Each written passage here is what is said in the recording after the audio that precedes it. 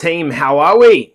Good morning, good evening, or good afternoon if it is for you. So we are starting another episode of the podcast coming in live.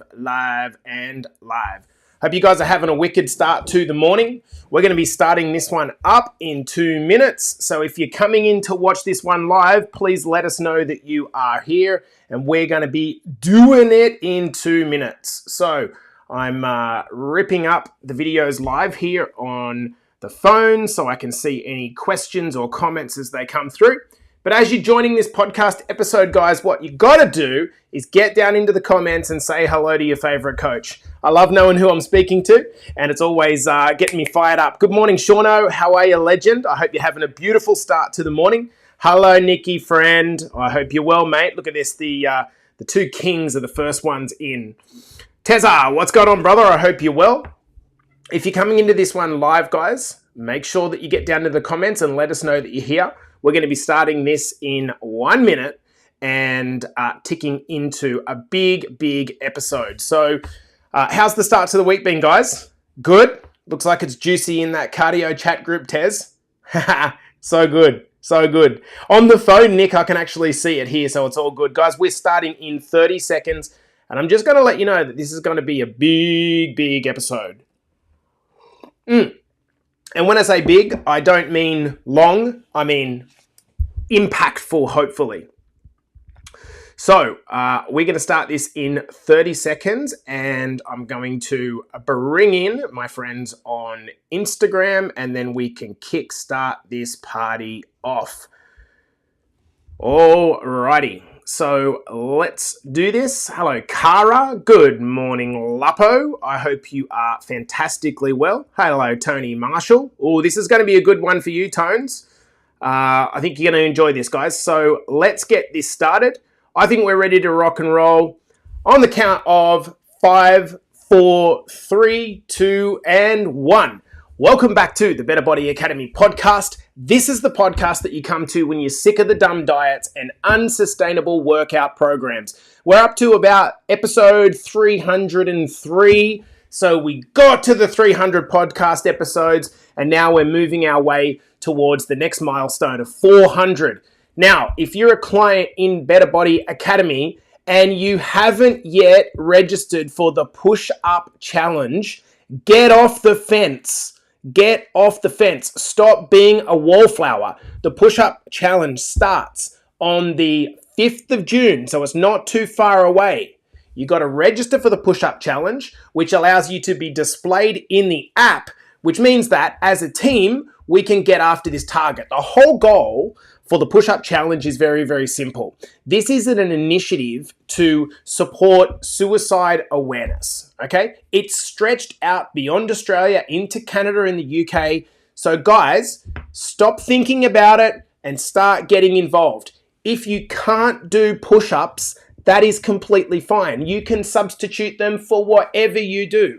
You can do squats if you want to. If you're one of those sadistic bastards that likes doing burpees, then you can do those if you want to. If you've got injuries in the top or the bottom or whatever it is and you need to move it around, doesn't matter. And if you can't do push-ups, do them on your knees. This is about, number one, awareness, and it's about challenging yourself. Anyway, let's get into the topic of today's conversation. I've been thinking a lot in recent weeks. What is the major determinant of a person's success in their weight loss journey? So I want you to think, maybe you could sort of ask yourself some questions. Have I been successful in my journey so far? How am I feeling? Am I on track? What would I still like to achieve? What is the thing? I'm always thinking this as a coach. And the reason is because I want to feel personally, I'm just going to be really honest, selfishly, I want to feel like I'm doing a really fucking good job. That's the truth of it. I want to feel like I'm doing a good job. And so when you guys get great results, I'm like, yes, like this makes me pumped up. But there are so many variables in the journey, aren't there? There are the internal variables. Now that would include, for example, a person's why. So Sarah Galvin, what's your purpose? What's your why? It would include your level of motivation. It would include stuff that's happened in your life, traumas and self-doubt and confidence and all those things that kind of convolute the process. So that there's the internals. And then there's the externals, like, is the person following the plan? Do they go to the gym? Do they walk? Do they do meal prep, etc.? Here's the state of weight loss and weight management. Like, let's be frank here. So many people lose the weight and then put it back on again. They lose the weight and they put it back on again. The stats around this are ridiculous. So the thing that I'm really most interested in is, what do the people do that properly change forever? Properly that change forever. What do they do? What are they doing differently than perhaps what the majority of people do? Here's the thing. Most people's mindset is this. And I was having a great conversation with Claudia, my partner, a week or so ago. And she's like, it's just so frustrating because everyone, it's like talking to people all the time, it feels like it is like the mindset is, what do I need to do to lose the weight so I can go back to being comfortable again and not have to do all this fitness stuff? Are you picking up on that mindset? What do I have to do for a short period of time so I can go back to doing what I did before? That feels like the predominant mindset. But then there's the winner's mindset, which is, how could I change my life so I never go back to who I was before? You see the difference? One is focused on the short-term result so that I can relax, inverted commas, and go back to what I was doing before. And the other one is the winner's mindset, which is, how can I actually change my lifestyle?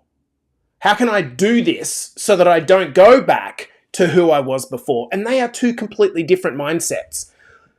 Ask yourself, what is transformation actually about? Like, if you see a post on social media that says, transformation program, or you hear it in what does that word mean to you? Ask yourself right now, what does that mean to you? For me, I break down the word and I say, transformation. What does that mean? Well, what's the root of the word? Trans means to change. Formation means form. So to change your form. So you could do that for a little bit, or you could permanently change your form. So when you think about that idea of like changing my form, that sounds scary. What feelings come up for you? Changing my form, changing my identity, changing who I actually am. My thinking would be that there would be two feelings that would come up for you. The first one is a fear of failure, right? So what if I do change and then my friends don't want to hang out with me anymore? Who's ever felt that? Like, let us know in the comments, guys, who's ever felt that? What if I do change and then my friends don't want to hang out with me anymore?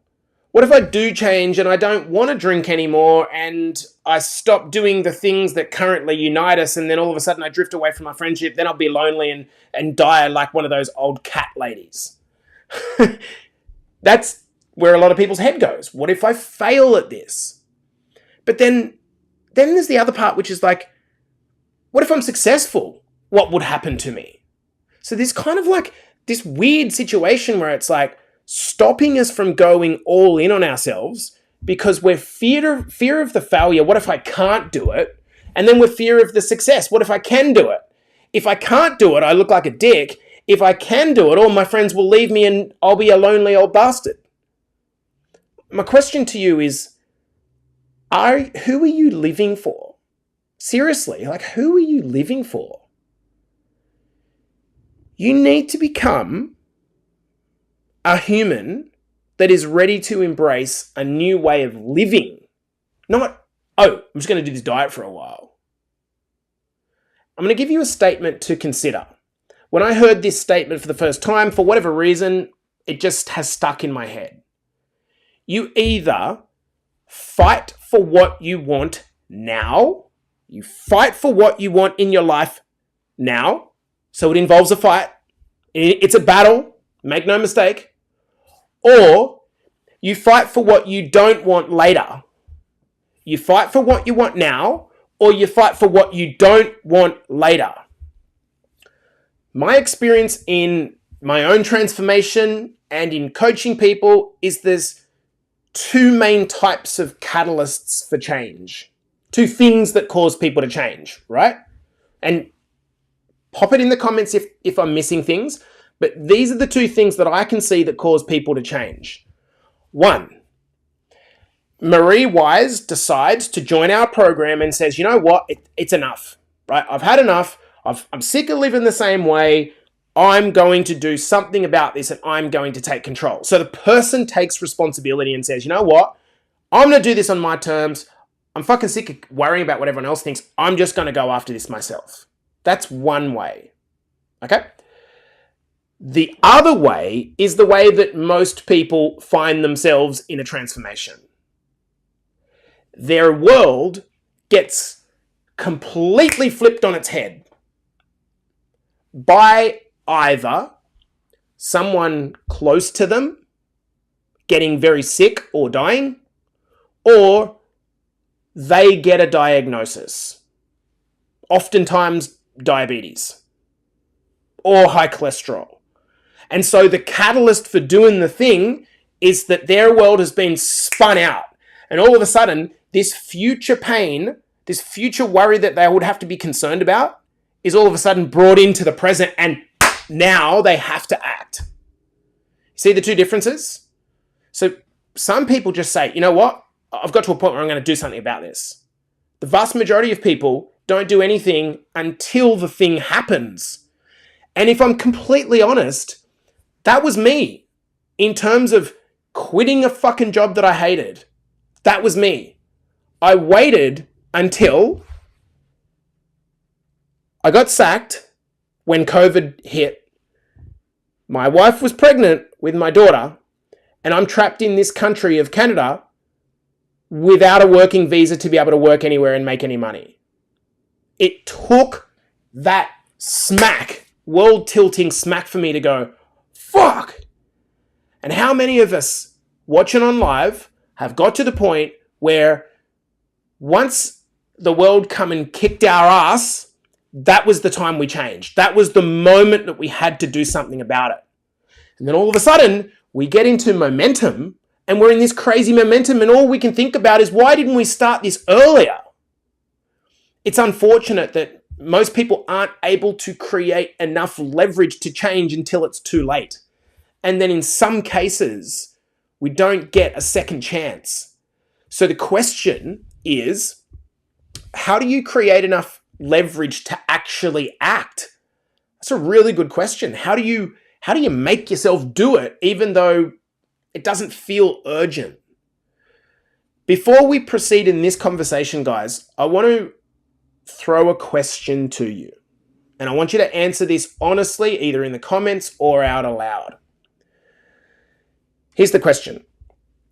Is your sustainable, and I'm going to say the sustainable approach because I'm sure that everyone has listened, including from myself or from people on Instagram or Facebook or TikTok or wherever it's your media consumption preference. You gotta approach your transformation sustainably. Who's like been on board with that idea? My question to you is your sustainable approach to your transformation the actual problem? I've got to do this sustainably. It's the problem. I'm asking a question. We are told we need to take our time and do things very slowly and sustainably. But are you actually inadvertently using that as an excuse to justify not going all in? And only you can answer that question. Are your very slow results causing you to feel unmotivated? And so what would happen if the results weren't as slow? Would you feel way more motivated? This isn't primarily an episode about the result. It's about the mindset of sustainability, and is it a good mindset or not? This is very controversial, and it's contrary to everything that you hear everywhere. For some people, this episode might not be the right approach. But I want you to look at people like Kellyanne, Clint Guyot, Terry Holden, Xanth Friend. What are these people doing? What are they doing? They are fucking all in on themselves. All in. All in.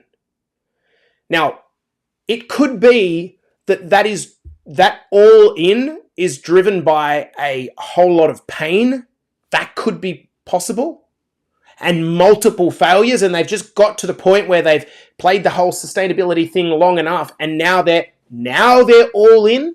That's probable.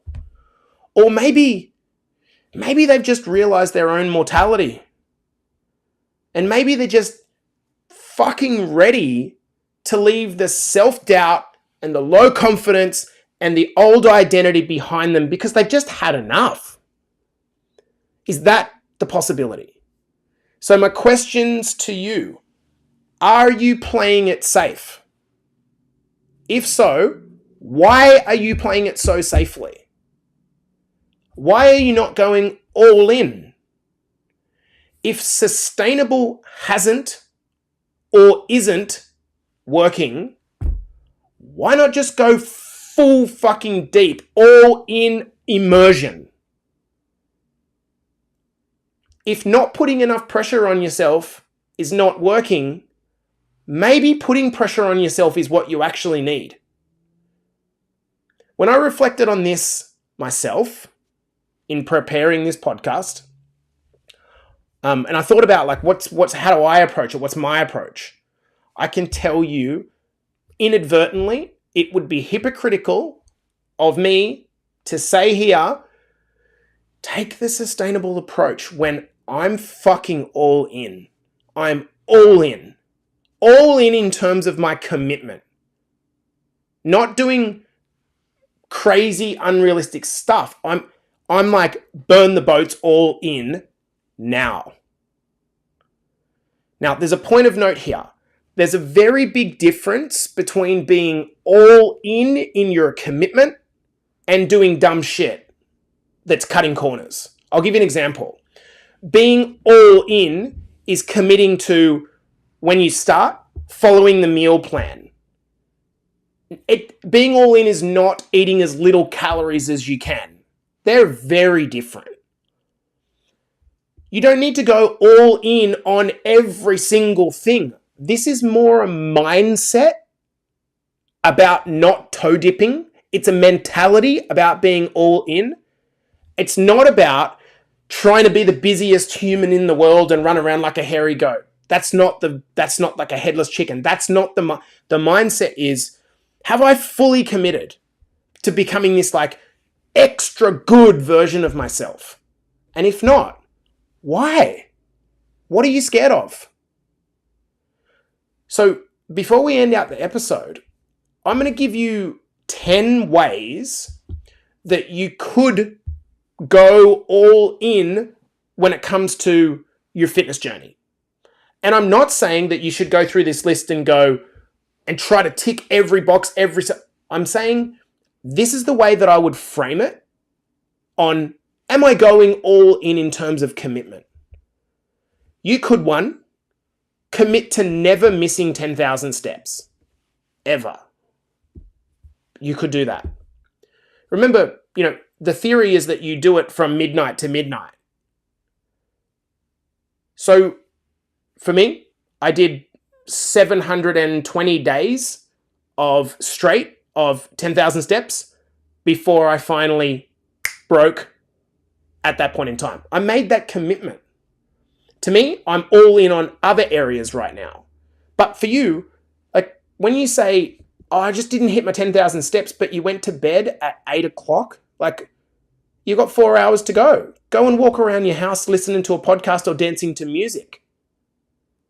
Number 2, if alcohol's a problem for you, having like occasional alcohol is not really going to help.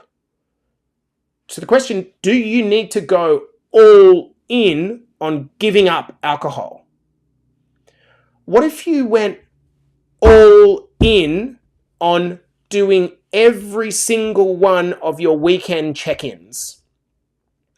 I haven't checked over the last month whether this is absolutely true, but what I know is that Nick Friend and Kev Grant, and they're the two that just come to mind, they haven't missed a single check-in ever. Now, Nick's been with us for like 3 years or something like that. Kev for like 2 years. They just don't miss. They're all in.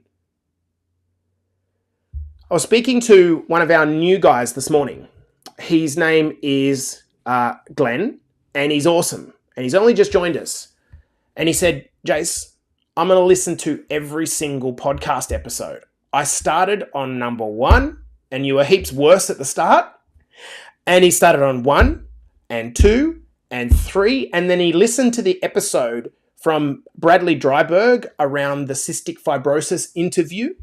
And that was like very early on, like episode 3 or 4. And he told me about it. He wasn't just making that up. He's gone and listened. You could do that. You could commit to 100 days of tracking one thing in MyFitnessPal. That's something that you could commit to go all in. You could commit to saying, you know what? I've realized that I usually quit on myself when things get tough. So what I'm going to do is I'm going to commit and go all in to posting 5 times a week into our Facebook group to be accountable. I'm going all in on that. And I'm going to do it for an entire year. You could commit to finally doing the vision board that you said that you would do 7 years ago. Because you've got to a point where you're sick of not living the life that you wanted. So you're like, you know what? Fuck. I am committing to do this and sit down and do this weekend. If you go open your pantry and you really struggle with emotional eating and you feel like, oh, you know, like the chocolate gets me and all that type, and all those things that people say, well, you could go all in instead of playing it safe.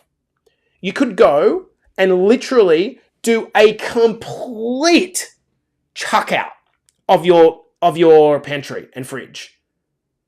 Like literally every bit of low quality garbage that is in your pantry, get rid of it. So that when you get the craving, the only option is for you to go to the shop. This is one of the reasons why I generally don't eat any shit, because it's not available. Like literally, I feel like chocolate, I've got a protein bar. I don't have any chocolate. None. If I feel like a beer, the only beer option that I've got is low calorie beer. You could do the same thing. You could just chuck out the shit and start fresh. Couple of more commitments. You could commit to having zero tolerance from this point forward for the negative people in your life. You could commit to that. You could say, you know what? I'm done being pulled down by people around me that I don't want to be like. So I'm going cold turkey on negativity. Fuck that. That's what I do. Simply because I just don't have the emotional bandwidth to listen to someone that doesn't want to help themselves. If someone comes to me and says, look, man, I'm really fucking struggling and I want help, I will drop everything I possibly can to help that person. But if they're just like complaining about everything and everything from the weather to it's like, oh my fucking God, are you listening to the garbage coming out of your mouth? It's not helping you. Change the story.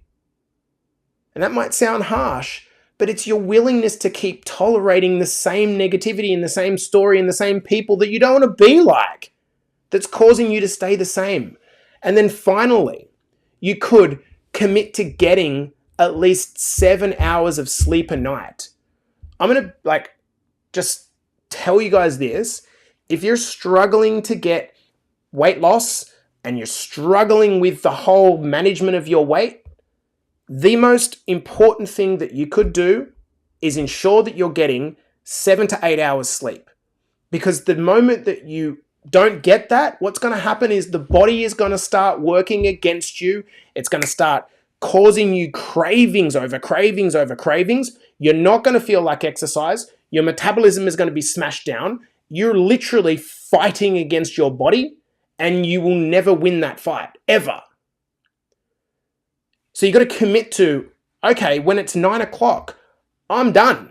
Or it's whatever it is for you that allows you the frame of time. You have to commit to that. You can't be sitting there going, oh, but this episode of fucking, I don't know, Braveheart.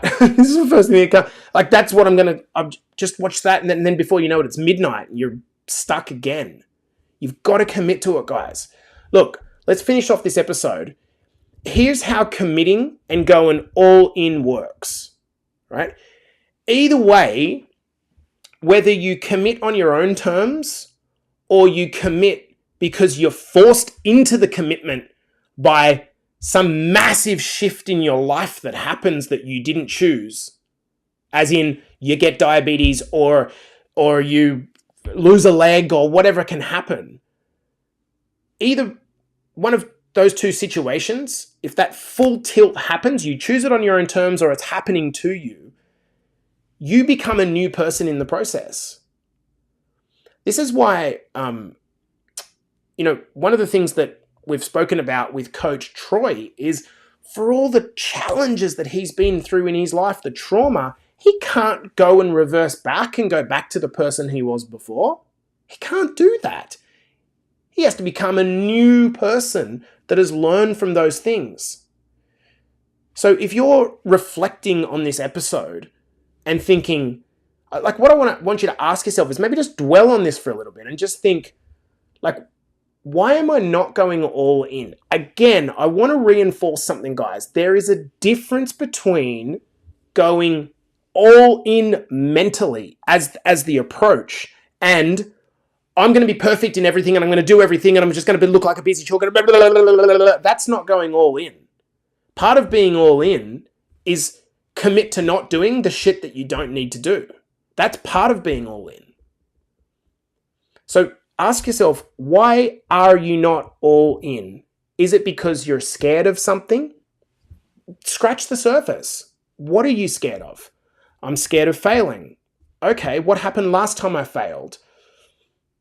I look like a bit of an idiot in front of my mates. Okay, and why is that important to you? Well, it's not important because I don't want to be like them. Oh, okay, cool. So, and you start peeling back the layers like this. Is it that you're scared of success? Is it that you're worried that your husband will look at you differently if he feels like he's being left behind? Is that factoring into the process? There can be many different things that hold us back. But if you can try to get to the bottom of, like, why are you not committing? Why are you not holding back? Actually, when you take this weight off and you kind of burn those bridges and you cut the chains, my gosh, change can happen very, very, very quickly. But if you're self-sabotaging because you've kind of got these thoughts that are holding you back, man, I'm hoping this episode is enough to just get you to rethink this. Like, you're right. I'm going to stop pissing around here. I'm going to go after this. And you know what? If I fall flat on my face, who cares? Like, who cares? Like, do you want to be remembered as, by your kids as mum or dad that got after it and hustled and tried? Or mum and dad that just kind of sat on the sidelines and, like, supported me and watched me and clapped me on instead of leading by example? Guys, this has been the Better Body Academy podcast. Hopefully the episode's been helpful. We'll see you in the next. Okay, team. We've got like 20 people watching across the platforms. Hopefully this has been helpful. Is there any questions that you might want to ask? Or I'm happy to stick around and kind of answer anything, or any questions that you think. Hey, Instagram, I'm still here as well. Is there anything you want to ask, guys? Is there anything that's kind of, yeah, Sean says, great podcast. Thanks, Sean. Well, look, dude, you're all in. It's going to be the people that are saying kind of great podcast. These are the people that are all in. Again, if you're thinking to yourself, well, that sounds like a lot of work. Who feels that? Like, sounds like a lot of work. Oh, man, being all in sounds like it's a lot of work. Man, that doesn't sound like freedom at all. It's actually quite the opposite. And I want to challenge your thinking. What would happen if you weren't tied down by your weight? What would happen? What would happen if all of a sudden, by having some more structure and having some more commitment, that gave you the freedom? Tez says it can be a lot of fun. Yeah, not at the start, Tez. It's fucking horrible at the start. When you walked into Anytime Fitness Leichhardt and you walked in there on your first day and you were like, oh my God, I'm about to sign up to a membership for a gym. I've never even walked in a gym before. That was no doubt scary. But you didn't wait until someone approved you or you didn't wait until someone said, oh, come on, Tez, like, when are you going to have a turn? You just got to that point in your life where you're like, you know what? Like, no one's going to do this for me. I'm going all in. And 3 years later, the guy that was 30 kilos overweight and felt like a shit role model is now running marathons. Like, how cool is that? And that's what's available to us. And all of a sudden, you are a new person. You're never going back because your world has completely shifted when the opportunities have opened up for you. This is exactly the point. Anyone kind of want to ask any questions? So Marie says, wanted the sustainability, but what stopped me was my fear of failing and needed to be perfect. Yeah, Marie, I love that because, you know, this is, I've sort of said this numerous times this week. The need to be perfect, the kind of black and white thinking is, in my experience, it's the majority of the problem for most people. It is. You know, when you think about it, are we perfect fathers and mothers? Are we perfect in that? Nope. Are we perfect in being a partner? If we are in a partnership, are we perfect in that? Nope. Are we perfect at work, either as a boss or in our career? Are we perfect in that? Nope. So what happens when we're imperfect in our, like, why are we so black and white when it comes to our fitness transformation journey? All of a sudden we're like, oh, if as soon as I go out of the lines a little bit, I'm out. I quit. I'm done. I'm out the back door. That's fucking mental to me. That's mental. Why are we playing this like polarity? Why are we doing that? We don't need to play in that all like black and white. When we talk about all in versus all out, we're not talking about you're either losing 17 kilos a week or you're not. I'm not talking about that. It's the mindset around it, right? Am I committing to be the best dude or dudette that I can possibly be? Like, that's the chat. It's not about the result that you're getting. The result will follow. The result will come when you keep doing the thing on repeat, rinse and repeat. Okay, team, I'm going to leave it there. Hopefully this has been helpful. If you want to shoot me a message or ask any questions, more than happy to answer. Other than that, if you're on that side of the world, have a beautiful sleep. If you're on that side of the world, have a fantastic morning. Chat to you soon.